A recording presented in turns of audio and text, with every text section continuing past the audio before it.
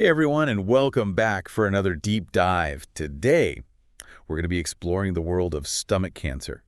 And we're going to be taking all of our insights from a recent article by Chris Willard in the Advocate Voice. Now, I know cancer can be a really kind of a daunting subject, but we're aiming for something a little bit different here. Yeah. We want you to walk away, not just informed about stomach cancer, Right. but actually feeling hopeful about all the amazing research and treatment developments that are happening. You know, I find so compelling about this article is that it really tackles both the realities of stomach cancer, but also the really promising new developments Yeah. that are giving patients more reason to be optimistic. Okay. Yeah. So let's start with the basics. What exactly are we talking about when we say stomach cancer? Well, stomach cancer, also known as gastric cancer, starts in the lining of the stomach. And you know that lining is vital for digestion. Okay. It breaks down food, mixes it with all the digestive juices, Yeah. and helps us absorb all the good stuff.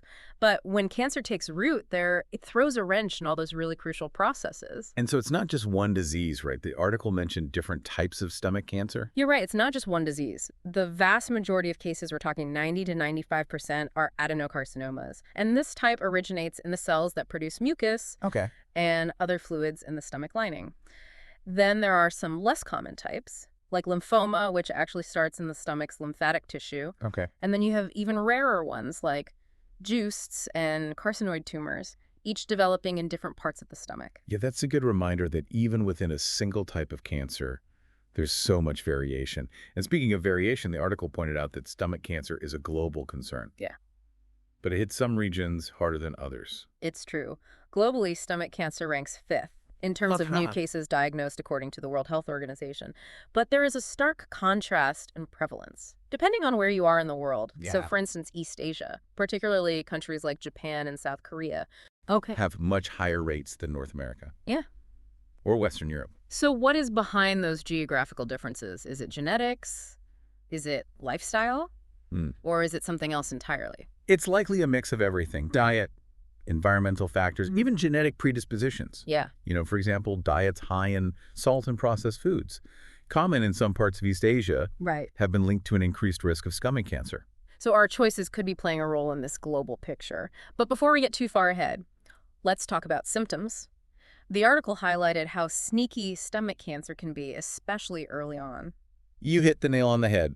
Early symptoms often mimic common digestive issues, so they're really easy to dismiss. Yeah. Think mild bloating after meals, a bit of discomfort, occasional nausea. Right. You know, these could easily be mistaken for just indigestion or stress. And that's where the danger lies, right? Yeah. If people are ignoring those early signs, exactly, it can allow the cancer to progress undetected. That's why it's so crucial to pay attention to any persistent digestive issues. So let's say you've got heartburn or indigestion that just won't quit. Right. Even with those over-the-counter remedies, Yeah. that's a red flag you shouldn't ignore. And that brings us to you listening right now. Have you been experiencing any of these persistent digestive problems? It's always best to err on the side of caution. And just check in with your doctor. Early detection is key when it comes to successful treatment. So true. Now, as the stomach cancer progresses, the symptoms become more pronounced, right? They do. You might start noticing things like unexplained weight loss, persistent nausea and vomiting, Okay. maybe even blood in your vomit. You might experience more intense abdominal pain, constantly feel full, or struggle with extreme fatigue. These are all serious signs that shouldn't be taken lightly. Yeah, it sounds like stomach cancer can really masquerade as other common digestive problems, making awareness and being proactive about our health, even more important.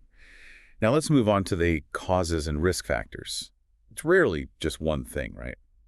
The article painted it more as this combination of factors. That's exactly it. You know, we're usually looking at this complex interplay of genetics, lifestyle choices, and environmental factors. And, you know, understanding this is key because while some risk factors are beyond our control, others are directly influenced by the choices we make. Let's break it down. Starting with genetics, the article mentioned these hereditary cancer syndromes. What are those exactly? Well, these are genetic mutations that are passed down through families. Okay. And they significantly increase the risk of developing certain types of cancer, including stomach cancer. Right. One example is hereditary diffuse gastric cancer, or HDGC. And this is linked to a mutation in the CDH1 gene. People with this mutation have a dramatically higher risk of developing stomach cancer, often at a younger age, So if you have a family history of stomach cancer, it's crucial to be vigilant, Yeah, right? absolutely. Talking to your doctor, getting regular screenings could be life-saving. Yeah. It's all about understanding your risk and taking those proactive steps. Now, even beyond these specific syndromes, a general family history of stomach cancer, even without a known genetic mutation, can still elevate your risk. So family history is really a vital piece of the puzzle. Assessing our health. What about lifestyle factors? What are some of the things that we can control that might influence our risk of developing stomach cancer? Well, diet's a major player. Diets high in salt, Okay.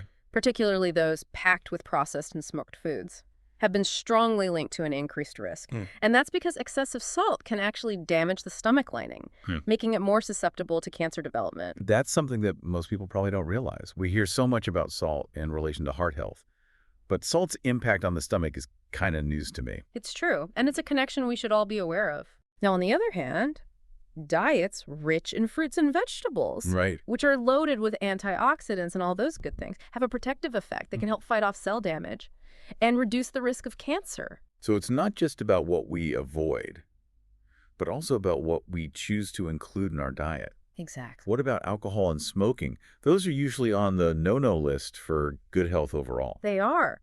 Excessive alcohol, just like salt, can irritate and damage the stomach lining, Right. increasing vulnerability to cancer.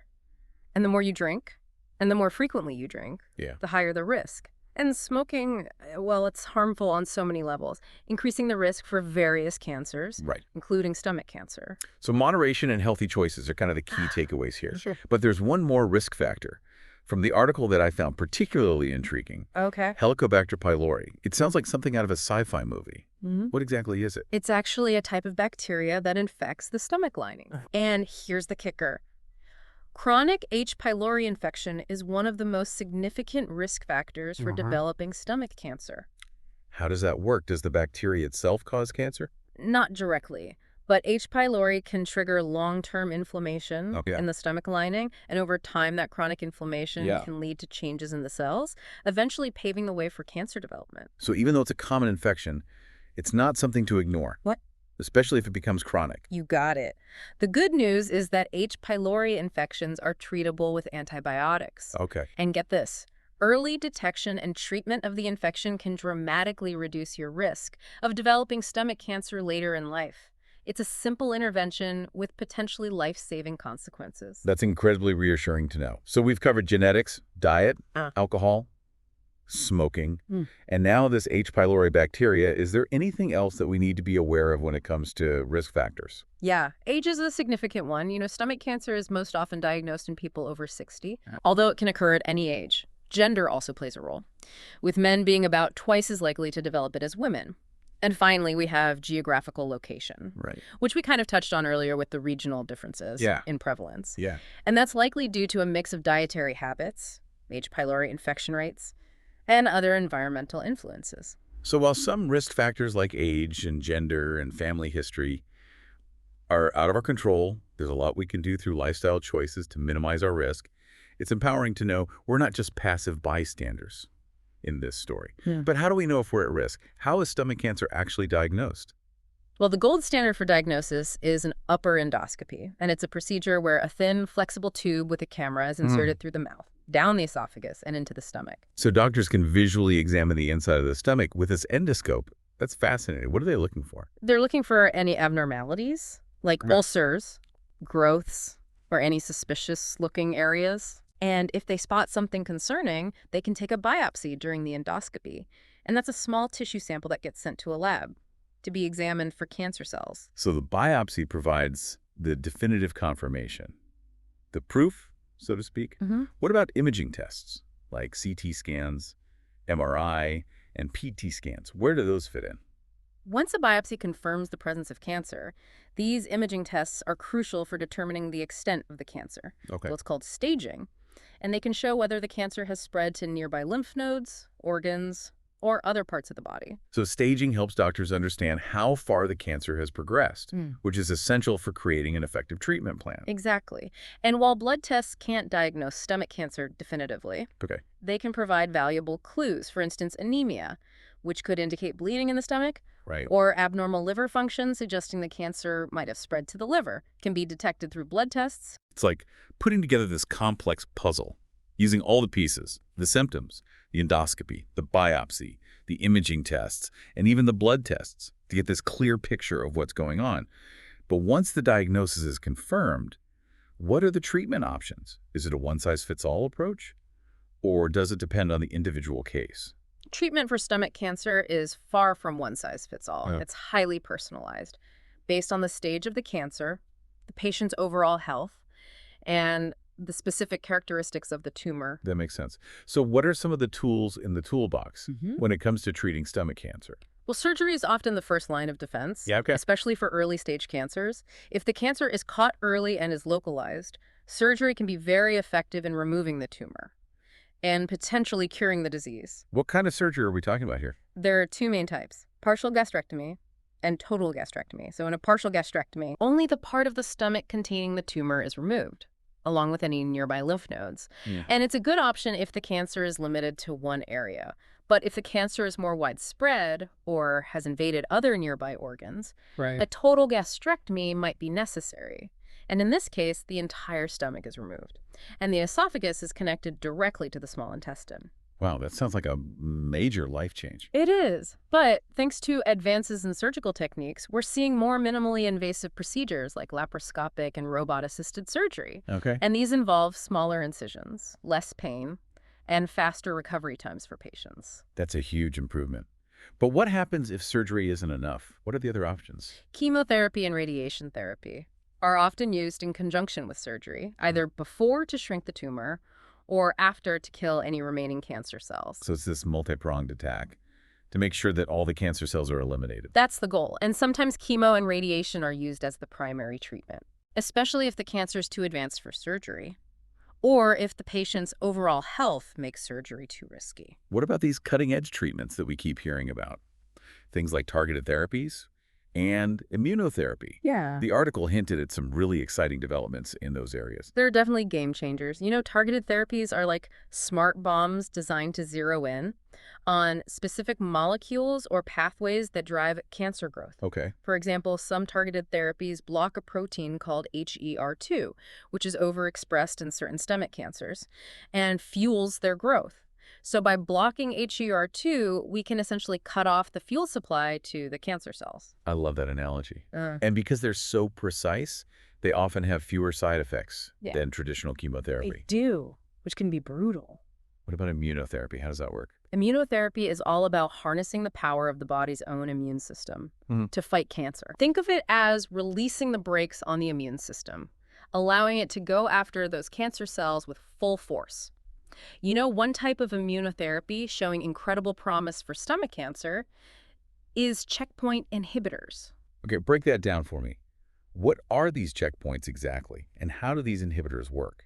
Imagine your immune system has these built-in checkpoints, Okay. like safety switches that prevent it from attacking your own healthy cells. But cancer cells are sneaky. Right. They can hijack these checkpoints to evade detection and destruction. But checkpoint inhibitors release those brakes, allowing the immune system to recognize and attack the cancer cells more effectively. So it's like giving the immune system the green light to go after the cancer cells without restraint. That's fascinating, and the results have been positive. They have. You know, checkpoint inhibitors are proving to be a game changer for many patients with advanced stomach cancer, leading to longer survival times and improved quality of life. This is truly incredible. It sounds like the future of stomach cancer treatment is headed in a very hopeful direction. It is, and as we continue to unravel the complexities of cancer biology and develop even more precise and effective therapies, I think we'll see even more breakthroughs in the years to come. Well, this deep dive has been incredibly informative. Absolutely. And we've only just scratched the surface. Stay tuned for part 2 of this deep dive into stomach cancer, where we'll explore the prognosis, survival rates, and some really valuable insights into living with the disease. We'll be right back after a short break. Welcome back, everyone. As we continue our deep dive into stomach cancer, I'm struck by how this article manages to address such a serious topic, but still offer this sense of hope and empowerment. You know, you're right. It doesn't sugarcoat the realities. But it shines a light on the progress being made in research and treatment, which is truly encouraging. Exactly. And speaking of progress, I think it's time we tackle the topic of prognosis and survival rates. Okay. It can be a difficult conversation, Yeah. but I think we all want to be informed and understand Sure. what the outlook might be for someone diagnosed with stomach cancer. Right. Absolutely. Transparency is key.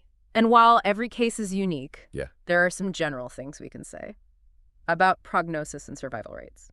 Based on what we know, the most important factor is the stage at which the cancer is diagnosed. Early detection is critical, and it dramatically improves the chances of successful treatment and long-term survival. So the earlier the better, as with most cancers. Exactly. Can you give us a sense of what those survival rates look like across different stages? Of course, but remember, these are averages, and individual experiences can vary widely. Okay. For stage 0, the very earliest stage where abnormal cells are confined to the stomach lining, the survival rate is very high. That's definitely good news for those diagnosed at that stage. What about stage 1, where the cancer is still relatively localized? For stage 1, the 5-year survival rate can be as high as 60 to 80%. Again, it just highlights the importance of early detection and treatment. And as the cancer progresses to stages 2 and 3, I imagine the survival rates decrease. Unfortunately, yes. For stage 2, the survival rate drops to around 30 to 50%. And for stage 3, it's around 15 to 30%. And for stage 4, where the cancer has spread to distant organs? The 5-year survival rate for stage 4 stomach cancer is sadly quite low, often below 10%. Okay. However, even in advanced cases, treatment can still play a crucial role in managing symptoms, improving quality of life, and in some cases, extending survival. That's an important point to remember. It's never a hopeless situation. There are always things that can be done to make the journey a little easier and provide the best possible support for the patient. I couldn't agree more. Now, beyond the stage of cancer, other factors can influence a person's prognosis. Age, for instance, plays a role. Younger patients often have a better prognosis, partly because they can typically tolerate more aggressive treatment approaches. Overall health is another key factor. You know, people who are generally healthy and free from other chronic conditions tend to fare better. It's really a complex equation with so many variables. And this is exactly why open and honest conversations with your healthcare team are so vital. Absolutely. You know, they can help you understand your individual prognosis and guide you toward the most appropriate treatment plan for your unique situation. Precisely. It's all about shared decision-making and finding the best path forward for each patient. Right. Now, I want to shift gears a bit and talk about the experience of living with stomach cancer. The article provided some really practical and insightful advice on lifestyle changes, nutrition, and the importance of emotional support. It's true. A holistic approach is essential when navigating this journey, and nutrition is a great place to start. You know, stomach cancer and its treatments, like surgery and chemotherapy, can significantly impact a person's ability to eat, digest food properly, and absorb nutrients. So getting adequate nutrition becomes a cornerstone of maintaining strength, energy levels, and a healthy immune system, all of which are critical when fighting cancer. Makes sense. So what are some practical dietary tips that might help someone with stomach cancer navigate these challenges? The article mentioned a few that I found really helpful. Absolutely. One tip is to eat smaller, more frequent meals throughout the day, rather than 3 large meals. This can be much easier on the digestive system, especially if you're experiencing side effects from treatment. Another key is to prioritize protein-rich foods. Protein is crucial for cell repair and immune function, so make sure you're getting enough. What are some good sources of protein for someone with stomach cancer? Lean meats, fish, eggs, Greek yogurt, and protein shakes are all excellent options if you prefer plant-based proteins. Tofu, beans, lentils, and nuts can be great choices. The article also highlighted the importance of staying hydrated. I imagine that's even more crucial if you're dealing with nausea or vomiting. Absolutely. From chemotherapy, dehydration can worsen symptoms and make it harder to recover. So sipping on water, clearer broths, or herbal teas throughout the day can help. Are there any foods that people with stomach cancer should avoid? It's generally wise to limit sugary, fried, and highly processed foods, as they can be difficult to digest and might exacerbate digestive issues. So a diet rich in whole unprocessed foods is the best approach. That's a great guideline to follow. And beyond the specific foods you eat, it's essential to listen to your body and adjust your eating habits as needed. Eat when you're hungry, even if it's not at traditional meal times. Don't force yourself to eat if you don't have an appetite. And eat slowly, chewing your food thoroughly to aid digestion. Those are fantastic tips. that anyone can benefit from, whether you're dealing with stomach cancer or simply trying to improve your overall digestive health. Yeah. But I know it's not just about the physical aspects of living with cancer. The emotional and psychological challenges can be just as significant. Absolutely, if not more so. You know, a cancer diagnosis can trigger a whirlwind of emotions: fear, anxiety, sadness, anger. It's a lot to process. And these emotions can directly impact a person's physical well-being too. It's true. You know, stress can worsen symptoms, right? It can make fatigue, nausea, and pain even more difficult to manage. Exactly. Addressing the emotional side of the equation is just as important as addressing the physical aspects of the disease. So what are some healthy coping strategies for someone dealing with this emotional roller coaster of a stomach cancer diagnosis? Seeking support is paramount. You know, talking to a therapist, counselor, or joining a support group can be incredibly beneficial. Yeah. It provides a safe space to process your emotions, connect with others who understand what you're going through, and learn coping skills from those who have walked a similar path. It's a reminder that you don't have to face this alone. There's a community of support waiting to embrace you. Absolutely. And there are many different avenues for finding support, from individual therapy to support groups to online forums. Right. The key is to find what works best for you and reach out for help when you need it. The article also touched on the benefits of mindfulness and relaxation techniques. Can those actually help someone cope with a cancer diagnosis? They can be incredibly powerful tools. Practices like meditation, deep breathing exercises, and gentle yoga can help manage stress, reduce anxiety, and promote a sense of calm and well-being. And they can even help alleviate some of the physical symptoms like pain and nausea. That's amazing. It speaks to the interconnectedness of our minds and bodies. It does. You know, taking care of our emotional well-being can have a ripple effect on our physical health, even in the face of such a serious illness. Exactly. It reinforces the importance of taking a holistic approach to cancer care, addressing the emotional and spiritual well-being of the person, not just the physical disease. That's a powerful reminder. It's about treating the whole person, not just the illness. Right. Well, we've covered a lot of ground in this segment, exploring the realities of living with stomach cancer, both physically and emotionally. But there's still so much more to discuss. You're right. In part 3, we'll shift our focus to the horizon, exploring some of the latest advances in research in stomach cancer treatment, along with valuable resources for patients and their families. There's a lot to be hopeful about. And we'll be right back to delve into it after a short break. Welcome back to our deep dive into stomach cancer.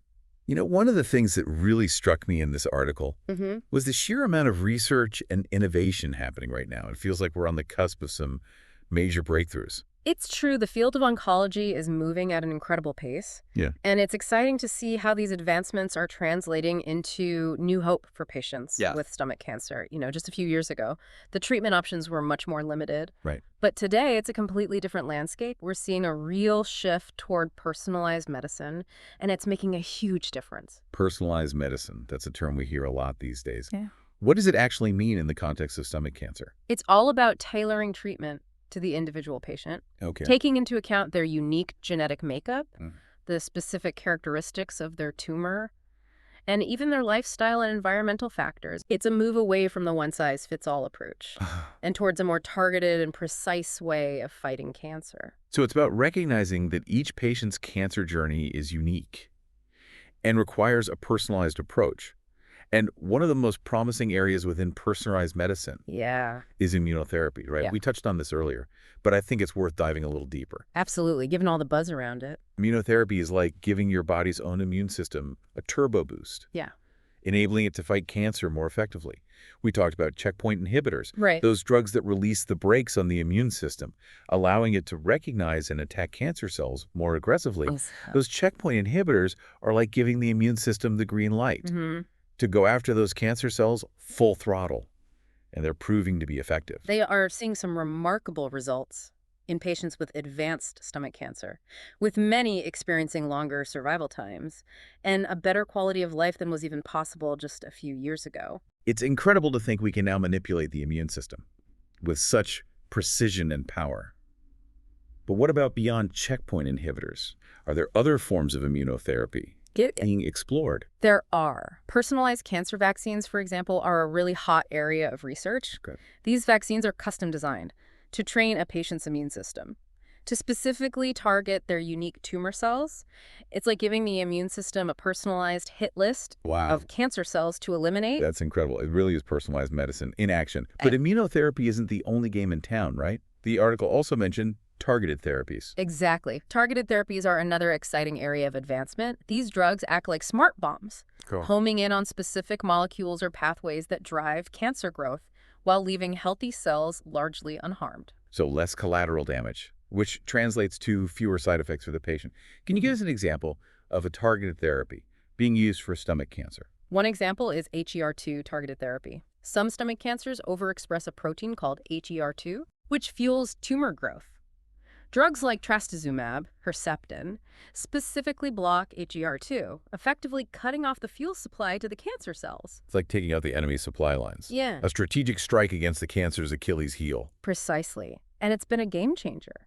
For patients with HER2 positive tumors, we're even seeing newer HER2 targeted drugs that are showing even better results, especially for those who haven't responded well to traditional chemotherapy. It sounds like we're entering an era where cancer treatment is becoming much more precise, more effective, and tailored to the individual patient.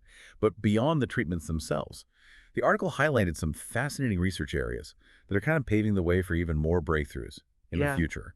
One that caught my eye was liquid biopsies. Yeah. What are those and why are they generating so much excitement? Liquid biopsies are a non-invasive way to detect cancer cells or cancer-related DNA circulating in the bloodstream. Okay. And this is groundbreaking because it means we might be able to detect cancer earlier, potentially even before symptoms appear, which is when it's most treatable. So instead of having to do a tissue biopsy, which can be invasive and sometimes risky, doctors could potentially get the information they need from a simple blood test. Exactly. It's a potential game changer for early detection and could dramatically improve survival rates. And speaking of potential game changers, artificial intelligence, or AI, is also making waves in the world of cancer care. AI seems to be transforming every field these days, so it's no surprise it's impacting cancer research and treatment as well.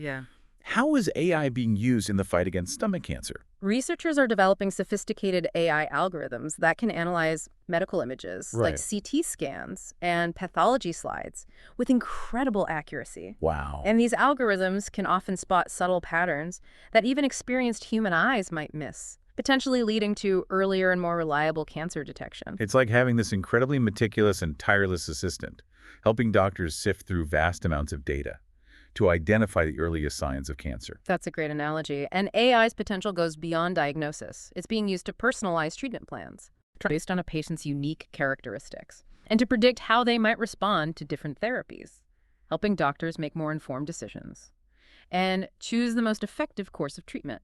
That's amazing. It sounds like AI could transform the way we approach cancer care from start to finish. And then there's gene editing, which seems almost like science fiction.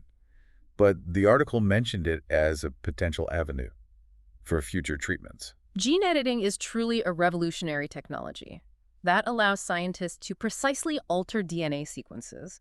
And technologies like CRISPR are being explored as potential tools to correct the genetic mutations that drive cancer development. So it's like going in and fixing the broken code in the cancer cells. Yeah, essentially rewriting the instructions that are causing them to grow uncontrollably. You got it, it's still early days, but the potential is there to develop gene editing therapies that could prevent cancer altogether, or even reverse the course of the disease. That's mind-blowing. It's like something out of a futuristic medical thriller. And the article mentioned one more area of research I found fascinating, the microbiome. We usually associate the microbiome with gut health. Right. But how does it relate to cancer? It turns out that the trillions of bacteria that live in our gut, collectively known as the microbiome, play a much bigger role in our overall health than we ever imagined. And researchers are finding compelling evidence that certain gut bacteria might actually influence the development of stomach cancer. So could manipulating the gut microbiome through diet or other interventions potentially help prevent or even treat stomach cancer? That's the hope. It's still an emerging field of research, but it's opening up exciting new possibilities for cancer prevention and treatment. Well, this deep dive has certainly opened my eyes to the incredible progress being made. In the fight against stomach cancer, it feels like a whole new era of treatment is dawning. With these personalized approaches, cutting-edge therapies, and groundbreaking research avenues. It's an exciting time to be in this field. And one of the most important messages I hope our listeners take away is this: knowledge is power. Staying informed about the latest research and treatment options can make a real difference in your cancer journey. That's so true. And speaking of staying informed, the article provided some really helpful resources. It did, for patients and their families, right? Organizations like the American Cancer Society, or ACS, the National Cancer Institute, or NCI, and the Stomach Cancer Foundation are invaluable resources. They provide up-to-date information on the latest research, treatment options, clinical trials, and support services. It's reassuring to know that you don't have to navigate this journey alone. There are experts and organizations dedicated to providing guidance and support every step of the way. Absolutely. And never underestimate the power of asking questions, advocating for yourself, and seeking second opinions. You know your health is your priority, and you deserve to have all the information and support you need to make the best decisions for yourself. This deep dive has been incredibly informative and, dare I say, even a little inspiring. I've learned so much, and I hope our listeners have as well. We've covered a lot of ground, from understanding the basics of stomach cancer to exploring the latest advancements and the hopeful horizon of research. We have, and I think it highlights a crucial point. While a cancer diagnosis can be incredibly challenging, it's not a life sentence. There's always hope, and there are always things that can be done to improve outcomes and quality of life. That's such a powerful and empowering message. Yeah. And as we wrap up this deep dive, I want to leave our listeners with a final thought-provoking question. Okay. We've talked about diet, lifestyle, and the amazing advances in medical treatment. But what role do you think social support, a strong sense of community, and a positive mindset play in both preventing cancer and navigating the journey if you're diagnosed? It's something to ponder as you continue to learn and explore this topic. That's a beautiful question to leave our listeners with. You know, it speaks to the heart of what it means to truly care for ourselves and each other, both in sickness and in health. Thank you for joining us for this deep dive into stomach cancer. We encourage you to continue exploring this topic, stay informed, and be proactive about your health. Until next time, stay curious and keep learning.